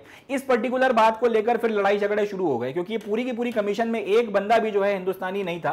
तो अल्टीमेटली फिर जितनी भी आपकी पार्टीज वगैरह थी सबने डिसाइड कर लिया कि अब साइमन कमीशन का बॉयकॉट होगा, अब इनके साथ में कोई हम लोग यहाँ पे योगदान या फिर कोई जो है इनकी मदद वगैरह हम यहाँ पे नहीं करेंगे। ये कोई बात नहीं होती है कि हिंदुस्तान के लिए कानून बन रहा है, हिंदुस्तान में लागू हो रहा है, हिंदुस्तानियों को शामिल तक नहीं किया जा रहा, हिंदुस्तानियों से पूछा नहीं जा रहा। 7 लड़के आपने पकड़े, एक आपने जॉन साइमन को उसका हेड बना दिया, सबके सब गोरे या अंग्रेज हैं, कभी हिंदुस्तान झांकने नहीं आया और इनको आपने भेज दिया कि जाकर यहाँ पे इन्वेस्टिगेशन करो और रिपोर्ट बनाकर दो कि आगे क्या करना है क्या नहीं करना है। ये एक्सेप्टेबल नहीं है, इसको नहीं माना जा सकता। End of the story. ये बात जो है आपके जो सारी पार्टीज वगैरह थी उन सारे लोगों ने बोला और यहां से फिर ये डिसाइड किया गया कि साइमन कमीशन जब भी आएगी हिंदुस्तान में उसका बॉयकॉट होगा और उसी के नतीजे में साइमन कमीशन के खिलाफ काफी आपका धरना प्रदर्शन हुआ था। ये जो साइमन गो बैक के नारे लेके ये लोग ये जो बैनर्स लेके आपके हिंदुस्तानी खड़े हुए हैं उसके पीछे की जो पूरी जड़ थी या उसका पूरा झगड़ा था वो ये था। एक तो अंग्रेजों ने अपनी खुद की बात नहीं मानी, 1929 की जगह 1927 में अपॉइंटमेंट कर दिया। दूसरा ये कानून हिंदुस्तानियों पर लागू होगा, बनना हिंदुस्तानियों के लिए, हिंदुस्तानियों से पूछा नहीं जा रहा है। अंग्रेज जो हिंदुस्तान कभी झांकने नहीं आए उनको भेज दिया आपने और वो जाके डिसाइड करेंगे कि इंडियंस के लिए क्या ठीक है, क्या अच्छा है, क्या बुरा है। ये एक्सेप्टेबल नहीं है, इसे बर्दाश्त नहीं किया जा सकता। और इस बात पे साइमन कमीशन के साथ में लड़ाई झगड़े हुए और खूब साइमन गो बैक के यहाँ पे जबरदस्त नारेबाजी हुई थी और अच्छा खासा आपका आंदोलन बनके तैयार हो गया। बहरहाल साइमन कमीशन हिंदुस्तान आया, जितना आपका विरोध प्रदर्शन हो रहा था होता रहा, साइमन गो बैक के नारे लगे, सब हुआ, मगर उन्होंने जो भी काम करना था वो किया। करने के बाद में उन्होंने अपनी एक रिपोर्ट सबमिट करी और उस रिपोर्ट में गवर्नमेंट ऑफ इंडिया एक्ट को पढ़ने के बाद में उसके कानून गवर्नमेंट ऑफ इंडिया एक्ट 1919 के प्रावधानों को पढ़ने के बाद में उसके जो प्रावधान लागू किए गए थे उनका जो असर निकल कर आया था सब देखने के बाद में उन्होंने एक रिपोर्ट सबमिट करी 1930 में। 1930 में उनकी जो रिपोर्ट सबमिट हुई थी उसमें उन्होंने कुछ रिकमेंडेशंस दिए थे, वो रिकमेंडेशंस अब हम लोग देखेंगे। ये सवाल बनता है कि साइमन कमीशन की ने जो रिपोर्ट दी थी उसमें क्या क्या रिकमेंडेशन दिए गए थे। सबसे पहले तो इन लोगों ने ये बोला था कि जो डायरची की व्यवस्था आपने लागू करी है, जो ड्यूअल गवर्नमेंट आप प्रोविंसेस में चला रहे हैं उसको बंद करो। ये बकवास है, ये बड़ा बोगस किस्म का सिस्टम है, ये बकवास सिस्टम है। इसने प्रांतों की जो है गवर्नेंस और एडमिनिस्ट्रेशन का बट्टा बिठा के रख दिया है, वहां पे एकदम सत्यानाश कर दिया है। इस सिस्टम की मदद से आप एडमिनिस्ट्रेशन नहीं चला सकते, प्रोविंसेस में बिल्कुल जो है काम धंधा नहीं हो रहा, पूरी सरकारी मशीनरी बैठ गई है। एक तो ये बात बोल दी कि आप डायरची जो है इसको एबॉलिश किया जाए। दूसरा इन्होंने ये बोला कि extension of responsible government in the provinces, यानी कि प्रोविंसेस वगैरह जो है उसमें भी आपको रिस्पॉन्सिबल गवर्नमेंट लेकर आनी है। रिस्पॉन्सिबल गवर्नमेंट का मतलब क्या? वो सरकार जो लोगों के द्वारा चुनी जाए और लोगों के प्रति जवाबदेह होने चाहिए। अभी ये व्यवस्था वगैरह जो है सेंट्रल लेवल पर थोड़ा बहुत इन्होंने करवा भी दी थी, मगर प्रोविंसेस के लेवल पर उतना ज्यादा रिस्पॉन्सिबल गवर्नमेंट अभी नहीं आई थी। तीसरा इन्होंने बोला कि establishment of a federation of British India and princely states. इन्होंने अब एक रिकमेंडेशन ये दिया कि हिंदुस्तान का एक फेडरेशन बनाया जाए जिसमें अंग्रेजों का जो पूरा का पूरा इलाका आता है, जिसके ऊपर अंग्रेज डायरेक्टली रूल करते हैं, गवर्नेंस करते हैं, एक तो वो, और जितने भी आपके प्रिंसली स्टेट्स हैं उन सबको शामिल कर लिया जाए और उसकी मदद से एक फेडरेशन बनाया जाए। फेडरेशन क्या होता है इसको हम लोग आगे डिटेल में समझेंगे। फिलहाल अभी आप इतना याद रखिए कि एक ऐसा तरीका जिससे कई सारे छोटे छोटे क्षेत्र जो हैं एक साथ इकट्ठे आते हैं और एक देश के रूप में इकट्ठा रहते हैं, उसे फेडरेशन बोला जाता है। और डिटेल में हम लोग इसके बारे में बाद में बात करेंगे, मगर फिलहाल साइमन कमीशन की रिपोर्ट के अनुसार अपने को इतना ध्यान रखना है, एक फेडरेशन हिंदुस्तान का और ब्रिटिश इंडिया का और प्रिंसली स्टेट्स का बनना चाहिए। यानी कि वो इलाका जिस पर अंग्रेज डायरेक्टली रूल करते हैं और वो इलाका जिस पर अंग्रेज डायरेक्टली रूल करते हैं, सबको आप एक यूनिट बनाओ, एक देश बनाओ और उसके बाद में इसके ऊपर आपने रूल करना है। फेडरेशन को हम लोग बाद में डिटेल में पढ़ेंगे। फिलहाल अभी इतना बहुत है कि कई सारे इलाकों को एक साथ लाकर आप एक देश के तौर पर एक्ट करते हो तो उसे फेडरेशन बोला जाता है। इसके आगे साइमन कमीशन ने यह बोला कि आपका जो ये कम्युनल इलेक्ट्रेट है, जो आपका सेपरेट इलेक्ट्रेट वगैरह है, इसको अभी और कंटिन्यू किया जाना चाहिए और अगर इसको बढ़ाया जा सके तो और ज्यादा बढ़ाया जाना चाहिए। ये सारी की सारी जो है डिमांड्स वगैरह आपके साइमन कमीशन ने जो है रख दी।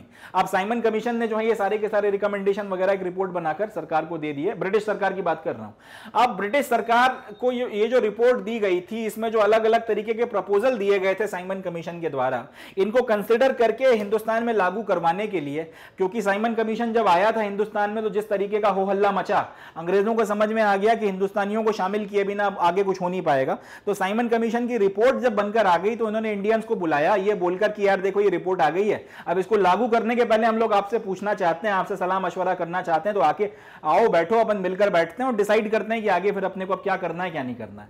तो ये जो प्रपोजल दिए थे साइमन कमीशन ने, इनको डिसाइड करने के लिए ब्रिटिश गवर्नमेंट ने 3 कॉन्फ्रेंसेज ऑर्गेनाइज करवाई थी इंग्लैंड में, ठीक है, या फिर ब्रिटिश गवर्नमेंट ने लंदन में बैठकर 3 कॉन्फ्रेंसेज ऑर्गेनाइज करवाई थी। उसमें हिंदुस्तानियों को या इंडियन पार्टीज के रिप्रेजेंटेटिव्स को बुलाया गया था, प्रिंस की स्टेट्स जो थे उनके रिप्रेजेंटेटिव्स को बुलाया गया था और ब्रिटिश इंडिया में जो आपकी जो ब्रिटिश गवर्नमेंट चल रही है, हिंदुस्तान में जो ब्रिटिश गवर्नमेंट चल रही है उसके रिप्रेजेंटेटिव्स आए थे। बात को समझिएगा। साइमन कमीशन ने रिपोर्ट बनाकर दे दी है और ये बोला कि ये फलानी फलानी चीजें करो और ये चीजें बंद कर दो, इस तरीके से। अब ये रिपोर्ट जो पकड़ाई गई है, ये जो बातें मैं कह रहा हूं ये सिर्फ मेन पॉइंट्स हैं, इसके अलावा और भी बहुत कुछ उन्होंने लिखा होगा। तो सारी बातों को रिकमेंड करने के लिए या कंसिडर करने के लिए ब्रिटिश गवर्नमेंट को, क्योंकि अब तक समझ में आ गया था 1927 में साइमन कमीशन के आने पर जो हो हल्ला मचा था हिंदुस्तान में, उसके बाद क्लियर हो गया था कि हिंदुस्तानियों को शामिल किए बिना तो काम नहीं बन पाएगा, इन भाई लोगों को, इन लड़कों को शामिल करना पड़ेगा अपने को बातचीत में। तो ये बात एक तो इंडियंस को शांत करने के लिए, प्लस सारे जो आपके मेंबर्स वगैरह हैं उनको बुलाकर कंसिडरेशन के लिए ब्रिटिश गवर्नमेंट ने 3 कॉन्फ्रेंसेस करवाई थी, जिनको राउंड टेबल कॉन्फ्रेंस बोला जाता है। इन राउंड टेबल कॉन्फ्रेंसेस में आपका जो ब्रिटिश इंडिया में ब्रिटिश आपका जो सरकार चल रही है, यानी हिंदुस्तान में जो अंग्रेज सरकार चल रही है जिसका मुखिया वाइसरॉय है, उसके रिप्रेजेंटेटिव्स को बुलाया गया।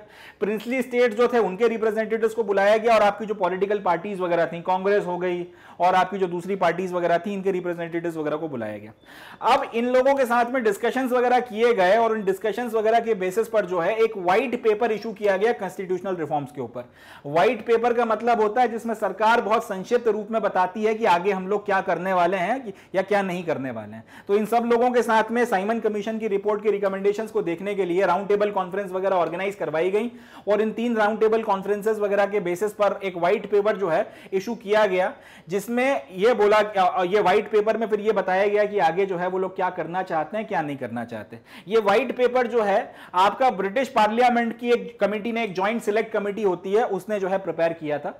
एंड इसमें जो फिर आपके रिकमेंडेशन वगैरह दिए गए थे इन लोगों से बातचीत कर पहली चीज साइमन कमीशन की जो रिपोर्ट है उसके बेसिस पर, और ये जो ब्रिटिश पार्लियामेंट ने इन सब लोगों को कंसीडर कर जो एक व्हाइट पेपर इशू किया था उसके बेसिस पर अल्टीमेटली जो है नया कानून जो लाया गया, उसमें फिर काफी सारे सुधार या काफी सारे बदलाव किए गए और उस नए कानून का नाम था गवर्नमेंट ऑफ इंडिया एक्ट 1935। ये पूरे के पूरे कॉन्स्टिट्यूशन के हिस्टोरिकल बैकग्राउंड का सबसे इंपॉर्टेंट कानून है, सबसे बड़ा कानून है और सबसे डिटेल में लिखा गया कानून है। इसने हिंदुस्तान के ये आपका जो ये कानून है गवर्नमेंट ऑफ इंडिया एक्ट 1935, इसने इंडियन कॉन्स्टिट्यूशन के ऊपर बहुत गहरा असर डाला है। हमारे देश में जो भी शासन प्रशासन की व्यवस्था चलती है 50-55% हमने जस का तस गवर्नमेंट ऑफ इंडिया एक्ट 1935 से कॉपी पेस्ट किया। तो ये सबसे इंपॉर्टेंट कानून है जो पूरे के पूरे कॉन्स्टिट्यूशनल हिस्टोरिकल बैकग्राउंड में हमको पढ़ना है। मगर ये इस तरीके से बना था, साइमन कमीशन की रिपोर्ट और उसके रिकमेंडेशन, उसकी रिपोर्ट को कंसिडर करने के लिए हिंदुस्तान से जो 3 रिप्रेजेंटेटिव्स बुलाए गए थे। ब्रिटिश सरकार जो चल रही है वाइसरॉय के कंट्रोल में, दूसरा आपके जो प्रिंसली पिछली स्टेट्स के लड़के हैं वो हो गए, और तीसरा आपकी जो अलग अलग पॉलिटिकल पार्टीज हैं सबके नुमाइंदों के साथ बैठकर इन्होंने 3 राउंड टेबल कॉन्फ्रेंस करी। उसके बेसिस पर जो भी अब बातचीत या डिबेट डिस्कशन निकल कर आया है उसके बेसिस पर एक व्हाइट पेपर इशू किया गया, और उस व्हाइट पेपर में जो बातें की गई थी उनको आपने शामिल कर लिया। अगला जो एक्ट आने वाला था जिसका नाम था गवर्नमेंट ऑफ इंडिया एक्ट 1935 उसमें, और यहां से आपके ये बहुत एक आप कह सकते हैं कि लैंडमार्क किस्म का एक एक्ट निकल कर आया जिसने हिंदुस्तान के संविधान के बनाने के ऊपर बहुत ज्यादा असर डाला है। आज इंडिया में जो पूरी व्यवस्था चल रही है शासन प्रशासन की, उसका आप बहुत बड़ा हिस्सा जो है 50-55% के आसपास आप जो है गवर्नमेंट ऑफ इंडिया एक्ट 1935 से उठाया गया है। अब इसके बारे में ये जो है इसलिए बहुत ज्यादा इंपॉर्टेंट एक्ट अपना हो जाता है। नेक्स्ट जो टॉपिक आता है वो है कम्युनल अवार्ड। तो ये जो आपकी राउंड टेबल कॉन्फ्रेंसेस वगैरह ऑर्गेनाइज करवाई गई थी, 3 राउंड टेबल कॉन्फ्रेंसेस बेसिकली करवाई गई थी, जिसके नतीजे में लास्ट में फिर आपका गवर्नमेंट ऑफ इंडिया एक्ट 1935 निकल कर आया। इसके अलावा एक चीज और हुई थी जिसको हम लोग, जिसके चलते ये कम्युनल अवार्ड का पूरा मसला बनके तैयार हो गया था, उसको हम लोग देखते हैं। हुआ ये था 1932 में आपका ब्रिटेन में जो प्राइम मिनिस्टर हुआ करते थे उनका नाम था रैमसे मैकडोनाल्ड। रैमसे मैकडोनाल्ड ने, जो ब्रिटिश प्राइम मिनिस्टर हुआ करते थे, उन्होंने आपका माइनॉरिटीज के रिप्रेजेंटेशन की एक स्कीम तैयार करी, यानी कि हिंदुस्तान में जो इलेक्शन होंगे और इलेक्शन में जो लोग आपका चुनकर जाएंगे, अब उसमें कौन किसको इलेक्ट कर सकता है, माइनॉरिटीज का कैसे क्या रिप्रेजेंटेशन होगा, उन सारी चीजों के ऊपर अल्टीमेटली एक आपका स्कीम बनाई गई जिसके तहत इलेक्शंस वगैरह में और आपका इलेक्शन के थ्रू जो चुनकर लोग आपका लेजिस्लेचर वगैरह में आ रहे हैं उसमें माइनॉरिटीज के रिप्रेजेंटेशन की पूरी एक व्यवस्था की गई। ये जो पूरी की पूरी स्कीम थी इसको बोला गया कम्युनल अवार्ड। इंपॉर्टेंट है, ध्यान से सुनिएगा, यहां से सवाल आता है। ये जो पूरी की पूरी स्कीम थी इसको बोला गया कम्युनल अवार्ड। अब कम्युनल अवार्ड ने किया ये, एक तो आपका जो जितनी कम्युनिटीज वगैरह थी उनके लिए जो सेपरेट इलेक्टोरेट आपने डिक्लेयर किए थे गवर्नमेंट ऑफ इंडिया एक्ट 1919 में, उन सबको आपने कंटिन्यू किया। यानी कि जो आपके मुस्लिम्स हो गए, सिख हो गए, आपके इंडियन क्रिश्चियंस हो गए, एंग्लो इंडियंस हो गए और यूरोपियंस हो गए, इन सारे लोगों को जो आपको सेपरेट इलेक्टोरेट आपने दिए थे वो आपने कंटिन्यू किए। यानी कि आपने ये बोला कि इन लोगों को जो सेपरेट इलेक्टोरेट मिले हुए हैं ये कंटिन्यू करेंगे, इसको हम लोग खत्म नहीं करने वाले, पहली चीज। मगर साथ ही साथ इन लोगों ने बहुत बड़ा एक दांव खेल दिया, वो ये बोला कि अब हम लोग ये जो सेपरेट इलेक्टोरेट हैं, जो हमारी डिप्रेस्ड क्लासेस हैं, जिसको हम लोग शेड्यूल कास्ट भी बोलते हैं कई बार, हम उन डिप्रेस्ड क्लासेस को भी जो है आपका ये सेपरेट इलेक्टोरेट्स वगैरह एक्सटेंड कर रहे हैं, अब उनको भी जो है सेपरेट इलेक्टोरेट दिया जाएगा। अगर आप उनको सेपरेट इलेक्टोरेट दे रहे हैं इसका मतलब यह है कि आप उनको एक अलग कम्युनिटी मानकर चल रहे हैं। अगर आप उनको एक अलग कम्युनिटी मानकर चल रहे हैं तो बेसिकली उनको आप हिंदू रिलीजन से अलग कर रहे हैं, ऐसा गांधी जी का कहना था। गांधी जी का कहना यह था कि आप जो सेपरेट इलेक्टोरेट दे रहे हैं इसके चलते दो चीजें होंगी, एक तो आप परमानेंटली जो डिप्रेस्ड क्लासेस हैं उनको आप हिंदू धर्म या हिंदू रिलीजन से जो है एक तो आप उनको अलग कर दोगे। दूसरी बात यह कि जो ये अगर ऐसा आपने किया तो इसके चलते जो उनका सुधार वगैरह करने के लिए, जो हमें उत्थान वगैरह करने के लिए जो काम करना है वो परमानेंटली आपका डिसेबल हो जाएगा। उसके बाद में फिर किसी तरीके का उत्थान या किसी तरीके के सुधार की कोई गुंजाइश रह नहीं जाएगी, क्योंकि आप उनको एक अलग सेपरेट पॉलिटिकल आइडेंटिटी जो है वो दे दोगे। इसलिए ये चीज एक्सेप्टेबल नहीं है। इस बारे में गांधी जी के ये अपने विचार थे कि अगर आपने आपका सेपरेट इलेक्टोरेट्स वगैरह जो हैं डिप्रेस्ड क्लासेस को एक्सटेंड किए तो इसका मतलब आप उन्हें परमानेंटली हिंदू धर्म से अलग करना चाहते हैं। दूसरी बात यह कि अगर ऐसा हुआ तो फिर उनके उत्थान के लिए जो काम हम लोग इतना कर रहे हैं, सारी चीजें कर रहे हैं, ये सब कुछ खत्म हो जाएगा और वो एक परमानेंटली जो है बैकवर्ड स्टेट में रहेंगे, उनका फिर उत्थान नहीं हो पाएगा, क्योंकि एक आपकी सेपरेट आइडेंटिटी जो है वो अलग बन जाएगी और ये इस बेसिस पे बन जाएगी कि आप भाई जो है डिप्रेस्ड क्लासेस में। इसके बेसिस पर ये जो है, इससे होगा ये कि सोसाइटी में बहुत बुरी तरह से दरार पड़ जाएगी और हिंदुस्तान के सामाजिक ताने बाने की जो आपका जो नुकसान होगा, जो क्षति होगी, उसको फिर ठीक नहीं किया जा सकता। ऐसा गांधी जी का कहना था। अल्टीमेटली उन्होंने ये जो आपका स्टेटमेंट दिया उसके साथ ही साथ उन्होंने ये भी बताया कि वो बहुत ज्यादा डिस्ट्रेस्ड हैं इस बात को लेकर, वो बहुत ज्यादा दुखी हैं, क्षोभ में है, तकलीफ में है और वो इस चीज को एक्सेप्ट नहीं कर सकते। फाइनली उन्होंने उनको जो है पुणे की यरदावा जेल में उस वक्त में रखा गया था, वहां पर उन्होंने डिप्रेस्ड क्लासेस वगैरह जो थी उनको जो यार सेपरेट इलेक्टोरेट दिए जा रहे थे, इसके विरोध में आमरण अनशन जो है वो शुरू कर दिया। उन्होंने ये बोला कि भाई मैं फास्ट एंड टू डेथ लेता हूं, मगर ये चीज एक्सेप्टेबल नहीं है। अल्टीमेटली उन्होंने यहां पर यरदावा जेल में, जब उन्होंने ये बोला कि जब तक ये अवार्ड मॉडिफाई नहीं होगा जिस तरीके से मैं आपको बता रहा हूं उस तरीके से, तब तक ये मैं आमरण अनशन पे बैठा हुआ हूं और ये जो चीज आपने हरकत करी है कि आप सेपरेट इलेक्टोरेट्स वगैरह देकर हिंदुस्तानी समाज में जो बहुत बड़ी दरार डालना चाहते हो, ये मैं एक्सेप्ट नहीं करूंगा।